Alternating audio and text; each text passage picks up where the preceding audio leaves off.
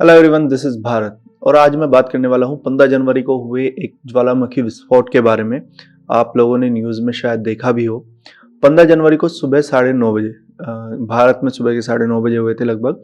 उस समय प्रशांत महासागर में एक ज़बरदस्त विस्फोट होता है एक द्वीप पर, और ये विस्फोट इतना ज़बरदस्त था कि इससे निकली प्रेशर वेव्स जो थी वो पूरी धरती पर महसूस की गई। बेसिकली ये विस्फोट हुआ था पैसिफिक ओशन में, जो पैसिफिक टेक्टोनिक प्लेट है और ऑस्ट्रेलियन टेक्टोनिक प्लेट है, उन दोनों के जोड़ के बीच में एक आइलैंड है, हुंगा टुंगा हुंगा आइलैंड। उस पर एक ज्वालामुखी में इस विस्फोट से निकली हुई राख आसमान में लगभग 30 किलोमीटर की हाइट तक गई और उस लगभग 300 से 500 किलोमीटर के एरिया में वो फैली। तो ये स्पॉट आप समझ सकते हो कितना ज़बरदस्त था। इससे अलग इससे जो सुनामी उठी वो लगभग 8000 किलोमीटर दूर जापान के पूर्वी तट पर और लगभग 10,000 किलोमीटर दूर अमेरिका के पश्चिमी तट पर भी देखी गई। हालांकि सुनामी इतनी ऊंची नहीं थी, लगभग 1-1.5 मीटर ऊंची वेव थी, लेकिन उसको वहाँ पर देखा गया। तो इससे आप अंदाज़ा लगा सकते हो कि विस्फोट कितना ज़बरदस्त था। ये विस्फोट जहाँ हुआ है उसके सबसे पास की मानव बस्ती उससे लगभग 65 किलोमीटर दूर टोंगा नाम के एक आइलैंड पर है, जहाँ पर ये अपने आप में एक देश है, किंगडम ऑफ टोंगा। और ये आइलैंड लगभग न्यूजीलैंड से लगभग 2000 किलोमीटर और ऑस्ट्रेलिया से लगभग 3000 किलोमीटर दूर है। इससे अलग फिजी नाम का एक देश है, वो भी इसके पास पड़ता है, लगभग 750 किलोमीटर दूर है। और इस ज्वालामुखी के आसपास के जो द्वीप थे जहाँ पर लोग रहते थे, वहाँ के लोगों ने इससे निकली हुई साउंड वेव और प्रेशर वेव को फील किया है। वहाँ के घरों की खिड़कियों के कांच वगैरह सब टूट गए हैं।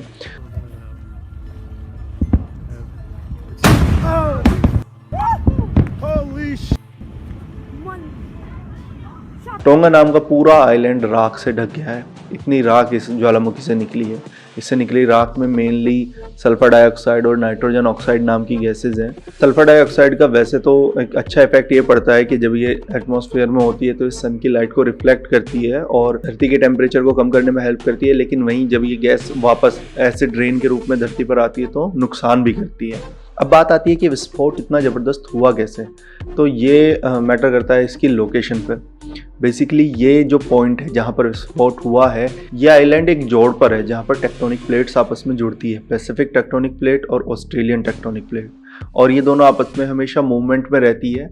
तो इस वजह से ये वाला जो एरिया है काफ़ी एक किस्म से मान लीजिए आप रिस्की एरिया है कि यहाँ पर ऐसा इवेंट हो सकता है। और जिस आइलैंड हुंगा टुंगा हुंगा आइलैंड जिस पर ये विस्फोट हुआ है, ये आइलैंड कोई बहुत पुराना आइलैंड नहीं है। 2014 में हुए पानी के अंदर के एक ज्वालामुखी विस्फोट से ही ये आइलैंड बना था। 2014 में एक विस्फोट हुआ था जिसके बाद जो नीचे से राख निकली थी वो इकट्ठी हो गई थी और वहाँ पर ये आइलैंड बना था। इसका क्रेटर बना हुआ था, उसमें पानी भी था, लेकिन अब फिर से जब विस्फोट हुआ है तो वो जो आइलैंड था वो पूरा आइलैंड ही लगभग साफ हो गया है। वहाँ से वो आइलैंड जो राख का बना हुआ आइलैंड था वो वहाँ पर बचा ही नहीं। वैसे तो जो टोंगा किंगडम ऑफ टोंगा देश है वहाँ पर इतनी ज़्यादा अभी फ़िलहाल राख है कि वहाँ से कोई कम्युनिकेशन वगैरह ज़्यादा नहीं हो रहा है, लेकिन दुनिया के बाकी हिस्सों से काफ़ी वीडियोज़ आ रही हैं जहाँ पर इस ज्वालामुखी के फटने का असर पड़ा है। अमेरिका में भी इसकी सुनामी देखी गई है जिसकी वीडियोज़ इंटरनेट पर हैं, और टोंगा आइलैंड पर जो इसकी शॉकवेव सुनी गई है वो भी आप देख सकते हैं कि कितनी ज़बरदस्त तरीके से वहाँ पर फील की गई है। पिछले साल दिसंबर से ही इस आइलैंड पर साइंटिस्ट नज़र रखे हुए थे क्योंकि इसमें एक्टिविटीज़ हो रही थी।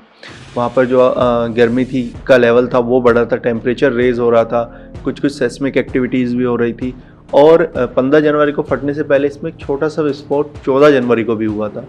14 जनवरी को हुआ तो बहुत छोटा सा विस्फोट था, लेकिन उसके बाद वार्निंग इशू कर दी गई थी। और 15 जनवरी को जो विस्फोट हुआ उसने पूरी धरती को हिलाया है। सैटेलाइट इमेज में देखा जा सकता है कि इस ज्वालामुखी से निकली हुई राख 3000 किलोमीटर दूर ऑस्ट्रेलिया के आसमान में भी देखी गई है।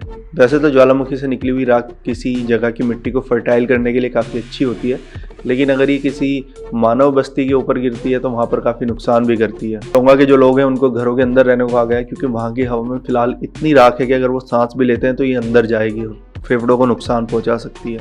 इससे अलग इस विस्फोट से जो प्रेशर वेव निकली है उसने पेरू इस जगह से लगभग 10,000 किलोमीटर दूर है, वहाँ पर एक ऑयल रिफाइनरी में ऑयल स्पिल हुआ है, जिसका कॉज माना जा रहा है कि इस ज्वालामुखी से निकली हुई प्रेशर वेव की वजह से वो हुआ है। पेरू में एक अलग लेवल की एक इमरजेंसी डिक्लेयर हो चुकी है इस ऑयल स्पिल की वजह से।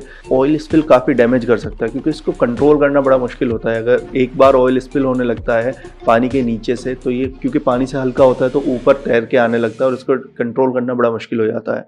ये कोस्टल एरिया और जो समुद्र के अंदर का जीवन होता है उसको बहुत नुकसान पहुंचाता है। मछलियाँ मर जाती हैं, कोरल रीफ्स मर जाती हैं और काफ़ी बड़े लेवल पर जो है इससे नुकसान हो जाता है।